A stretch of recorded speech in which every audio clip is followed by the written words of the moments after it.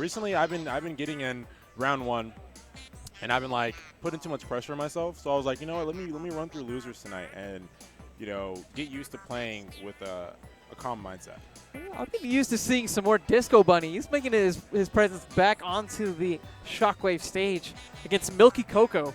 I think that Milky Coco really did come into much more prominence when DisqoBunny wasn't seen as often in the tournament scene. Yeah, I don't. So was DisqoBunny coming? Like, when was the last time he had been here before recently? I couldn't tell you for sure. Because he definitely did. He's been in the scene for a while. I know he's in Brawl, right? Yeah, I believe so. He's been around the block. Definitely right now a Wi-Fi warrior of sorts, and now he's back, like really trying to take some of these tournaments. We saw some amazing Sonic play from him that I believe got him to top 8 of last week's Shockwave, maybe even top 4. Yeah, and it's awesome to have a Sonic in DFW, because that was the one matchup that no one in DFW had. We had Curry who came around every once in a blue moon, and now we have, DisqoBunny's been coming like every Shockwave now, and this is what we needed. We needed that matchup experience, and he's good too, as we're going to be seeing against Milky Coco, who is no slouch when it comes to Mario. This is going to be a very interesting, that Olympic-style matchup. Yeah. it depends on how Disco chooses to play it. We saw this weekend at MomoCon, Ally really struggling with the matchup. Actually, I believe that he mentioned that he has a Cloud now to deal with Sonic. Didn't he get double eliminated by Sonic? I think he got second place at the tournament, if I remember correctly. Yeah, I know he got eliminated from winners by a Sonic. Yeah, it was I a think Sonic he played him again in losers, but I'm not sure if he had won or lost. I think he did really well. If he played him again, I'm pretty sure that Ally came out on top. Yeah, okay. Ally's a monster, dude. Yeah, trust me, I've seen the man play. I've seen his Shult too. I wish I could see more of that Shult. But yeah. But have you seen his tweets, man? That's the most savage. Oh yeah. It's more savage than any of his characters. I mean, he is our villain. Up smash for days. Oh my gosh, that was gonna. I see Supergirl Kells do that a lot too, using the up B to kind of carry the momentum all the way up to get that early kill off the top with the up air. Especially against characters that have those really thick bodies like Rob. What's that called? It has a name, but I can't think of it. Oh, the spring jump? Is that what it's called? No. When you use it to carry someone up there, there's a name for it that someone made. I didn't know. I'm gonna find it out. Someone in the chat, if you remember the name, tell me. To the north.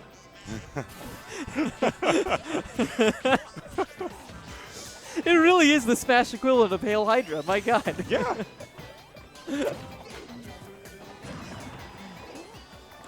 Anyways, getting back into the match itself, DisqoBunny, it's not surprising to me that we're seeing him off to a pretty great lead so far, as Sonic has that hit-and-run archetype. Where he's going to find some troubles is closing the stocks out here. Might give Milky Coco the opportunity that he needs to get back into this game. The way Disco is playing right now with a lot of these stops is he's trying to bait Milky Coco out into preemptively throwing out one of those smash attacks so he can use Sonic's quick speed to get a punish. Something like a back throw, maybe even a back air. Yeah, DisqoBunny is just, waiting for his moment to come in. He's kind of just running around, waiting for Milky Coco to throw out an option like that so we can get a punish. See if this starts out into anything. Up throw not killing just yet. 150, almost 150% on Mario. And he knew that the back throw from there would not be a KO option. He needs to watch out for those up airs because those will kill.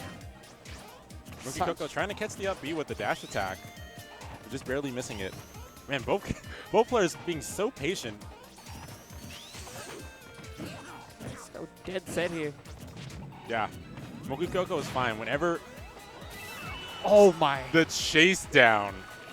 He waited for the air dodge, and he's like, you're not going to air dodge. So he jumped forward and then threw out the up B, still catching him and getting that kill. With that amount of rage, yes, that was awesome. I think it was the stops as well, because you'll see Disco, he'll do one shield, one like spin charge, and then he'll just cancel it with the shield, and then he'll come in afterwards with the punish. So Milky, they reset neutral, and Milky was waiting, and he knew that the shield would come out, so he confidently got the grab. Disco retorting, getting the back air. but at a 40% deficit, and we're looking at the clock now because we're approaching that 2-minute warning. There's a strong possibility that this game could go to time. Yeah, it took 4 minutes for them to get rid of that first stock. Yeah, I think those are time. My money is certainly on DisqoBunny, but Milky Coco is not content with any of these predictions. He wants to close this game out as quick as possible. DisqoBunny, these approaches that he had in this first stock just aren't working out for him. Up smash coming out. Somehow we're seeing DisqoBunny hang on to the stock, but if he gets hit by another one of those, I don't think he's going to be able to make it back. And what's really been a big change for DisqoBunny in the second stock is that he's being a lot more aggressive than he was. He was so patient in that first stock, waiting for his moment to attack.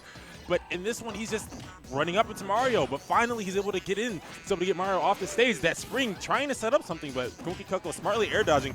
But however, DisqoBunny still getting that grab. The up B will give him some breathing rooms, resetting it back to neutral. That is such a strong option. The disjoints that that move have, make it come out on top over so many different moves in this game. Yeah. Getting out of trouble with the edge guard, getting over the forward smash as well. Milky Coco prevents this match from going the distance and closes out game one with that bear. Man, DisqoBunny risked it all with that forward smash read. Milky Coco, such a smart reaction. I honestly did not think that that jump air dodge was going to get him over Sonic, but it did. Smart from Milky Coco going into game two. Let's see if the first stock even lasts nearly as long, because we're seeing a much more aggressive play style from DisqoBunny in that second stock. It's tricky. I think he needs to maybe slow it down at times. Yeah. Which is so funny because that first stock took so long. But that's when when things were really working for him. Yeah. And the tough part, I think, about all of it was he found himself at the deficit. He may have even been looking at the clock, and he was just thinking, I need to make a big play now if I want to get back into this game. Yeah. And that mentality can destroy you in a lot of ways. As you saw, Milky Coco was getting a huge lead up until there was a small change from DisqoBunny. I love that combo so much. That's one of my favorites. Instead of up tilt, you can do the up throw into down air into that forward air smash, that dunk, and it just looks so nice. That forward air, yeah, it's clean, man. It is so clean. A quick 51% for Milky Coco. DisqoBunny going back to that more defensive, more reactive playstyle that we saw in the first stock of the last game. Not able to get any percent yet, but actually he did, 9%. But we're seeing if he able to build up a lot more. Sonic is definitely known for his crazy combos. Yeah, he can do some pretty kooky things, to say the least. Okay. Do you think it helps that Milky Coco is actually playing right now with headphones on? He usually plays with his earbuds in, and I think by doing that, he's not getting tripped up by the spin dash cancels that a lot of other players would be. I don't know, music's a really good medium for a lot of things. It lets you, sit down, lets you relax in a common environment. Like, there's a psychology thing where if you play in the same environment that you practice in, you play so much better because you're so used to that comfortable environment. You're not as stressed. So that could be coming into play, not getting tripped up by these crazy things that Sonic can do. Beyond that, it's just the sound. Against every other character, I like hearing the game sounds. Yeah. But against Sonic in particular, just because of how grating the spin dash and the spin charge sound can be, at times it feels almost like it's nice to have the headphones available, so you can just rely on your sight instead of your hearing. Yeah, I can definitely see, especially that noise. It'll put you on tilt. Yeah. I don't know, Milky Coco doing a phenomenal job of just keeping a stock lead, not being too aggressive, but getting in all he can. Like we were talking about before, getting those apples, eating them, and then coming back for some more apples later on. One bite at a time. And then DisqoBunny's still content. He knows I have 6 minutes to rack up percent. There is no rush for me to do anything. So I will find my moment and I will get in. He's starting to find his moment right now. That up throw leading into a forward air. But once again, getting reset. How did the direction even happen? It looked like Milky Coco got the first two jabs, but DisqoBunny was able to DI out to input in an up air before the final hit of the jab string could come out. Crazy, crazy stuff. Actually, amidst all of this, we're noticing that the percent difference is not nearly as tough as it once was. Slow and steady wins the race. It's so ironic because we're talking about a Sonic man. Right. But he was wearing a bunny mask. Oh, so I'm gonna let you know about the jump cancel reverse up smash. Milky Coco did not know how to do that for the longest time, and I showed him how to do that, and he's now applying it so much. I can't be more than happy. Not happy that he lost that stock, but still, to see him applying that move a lot more. It's such a great option too, as we saw, taking that first stock off of DisqoBunny. Even stocks again. And we have to talk again about the timer as well being a factor. Yeah. If this match goes to time, how do you think DisqoBunny would be approaching if he recognized that as his primary win condition? Honestly, we know that Sonic is great at keeping himself away from danger. Most Sonics are known for that, can't be placed out, keeping himself out. However, DisqoBunny is not one of those players. While he can sit back and wait, he is prone to go in and be aggressive and rack up that damage, as we're seeing. So if it does get to those timeout oh, wow, he tried to get him again. You're looking for the double cape. Yep. I was ready for it. But if it does get to those timeout percents, I feel like DisqoBunny is still going to wait. He's still going to find his option to where he can get safe, consistent damage, and then run away with the lead when he has it.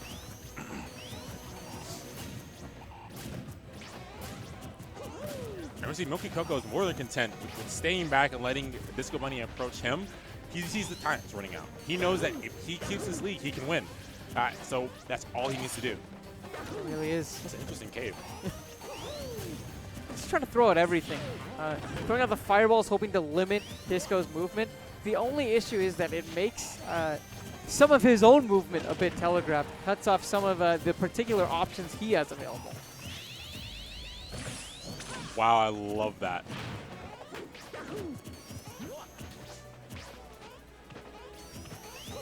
Okay, DisqoBunny has the percent lead, only by 2, however. If he's able to stay back and keep his lead, he can take the game. But as we're seeing, he's not scared to go in and try to rack up his percent and take this stock. Rapidly approaching that final minute of our second game. It's just such a brutal match so far.